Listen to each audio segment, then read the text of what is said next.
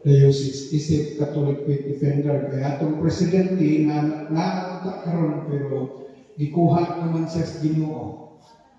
So tuwa na siya sa langit. Niya take over ang Vice President. So ako rin kailan po sa inyo ako mga kauban si Bradley Kamay. Bradley, paliwan ko ba Brad? Para makita ang mga kagwapo ko. Okay. Pagpakan nito si Bradley. Siya, Sugarman Valencia. Pero ang iyang panginabuhi, tuwas Kibawi. So, protas ako nila sa pagseminar dito sa Kibawi. So, committed siya nga muservisyo sa Ginoo. Grabe na pagka-committed kay i-offer niya sa akin. So, di basta-basta. Onya, si Brad G. Arford, taga Sambuang Gita, Balay-Balay City.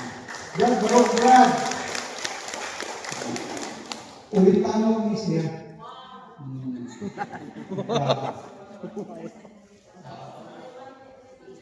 Unya, ambot na nabakan ni Uya. Natikin. Nanay para sa ulo siguro. So huwag na may problema bahin sa labor, doon lang siya dito sa Duli. Department of Labor. Napod niya siya trabaho sa Duli. Na makatapang ko na siya sa inyo. So, last but not the least, ang isang kauban si Brad Corley Iroila, taga Don Carlos. Former president siya sa Catholic Faith Defender. Dati siya CFD President sa diocese. Si Brad Corley Iroila, alagad, taga Don Carlos.